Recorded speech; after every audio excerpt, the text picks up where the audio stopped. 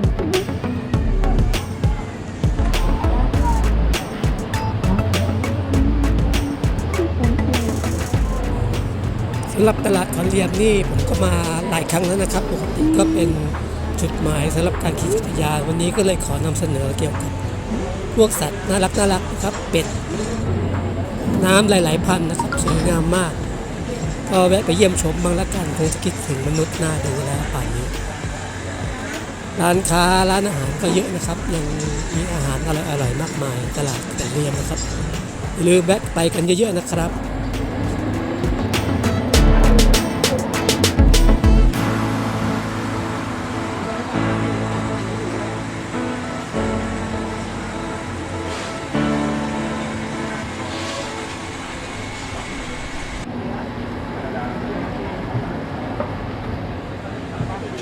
ตัวอะไรอ่ะ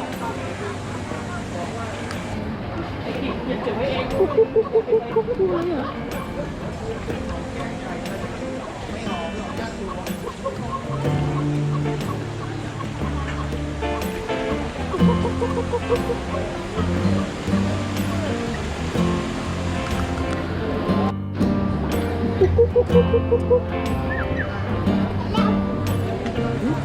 ปลาอยู่เนี่ยปลาอยู่ไหนอ่ะ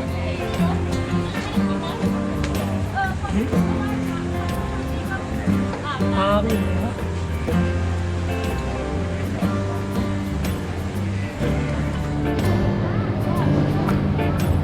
ก่อนไปกลับแล้ว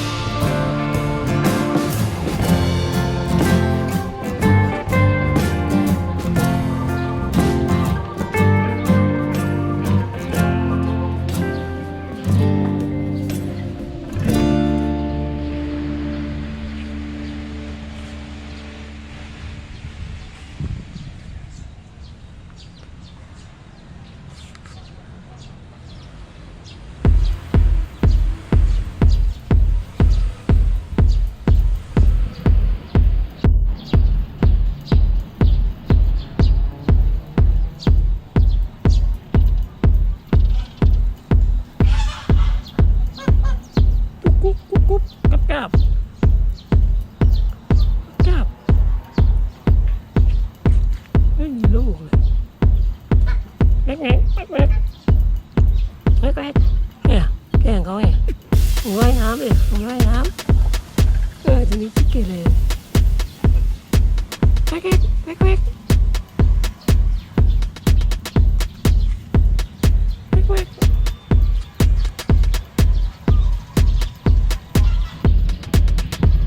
นอนรับแดดเต็มเลย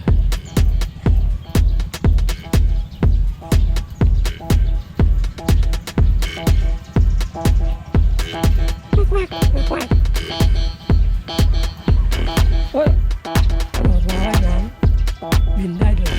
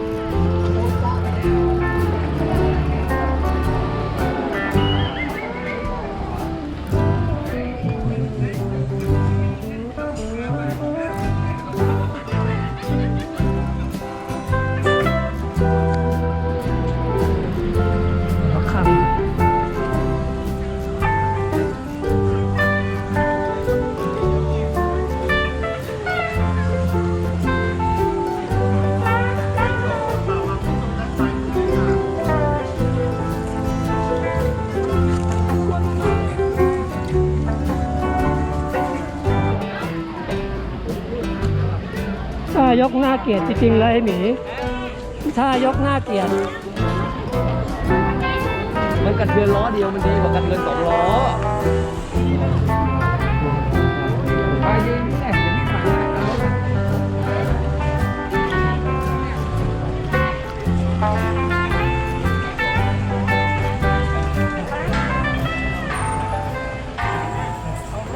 ทริปของจอยแอนด์แจมนะครับเราไม่ชอบวิ่งทางเดิมนะครับขากลับเราใช้เส้นทาง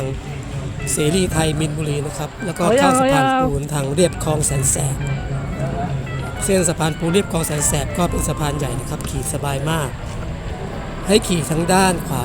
ซ้ายมือนะครับสะพานเหล็กจะน้อยแล้วก็วันนี้ผมก็ติดภารกิจต้องรีบกลับไปทำงาน มันร้อนได้แต่ทนอยู่เฉยๆไม่ ป ได้ รากฏว่ามีโทรศัพท์ด่วนเข้ามาก็เลยต้องขอจบทริปแต่เพียงเท่านี้นะครับเพราะว่าต้องรีบปั่นกลับแล้วสวัสดีครับอย่าลืมติดตามกดไลค์กดแชร์ก็ด้วยนะครับเดี๋ยวฟิวเจอรี่พี่โอ๊คนะครับไม่มีโอกาสได้มาขี่จักรยานร่วมกันสักครั้งนะครับสวัสดีครับ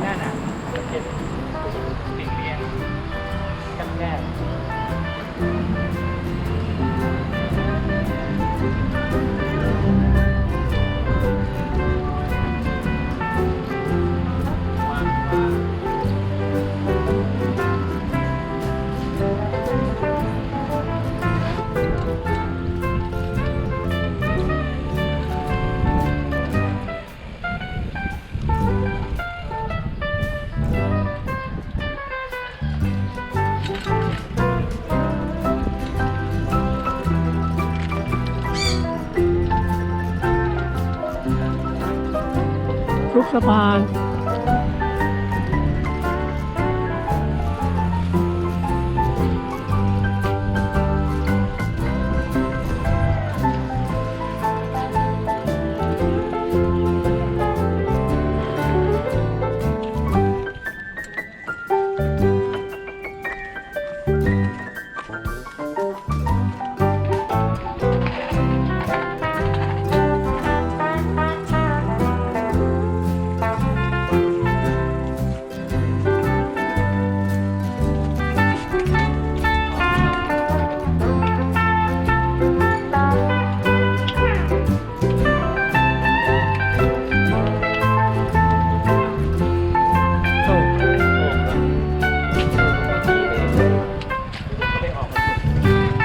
ไม่ได้เอาจักรยานรถยนต์มา ฮะ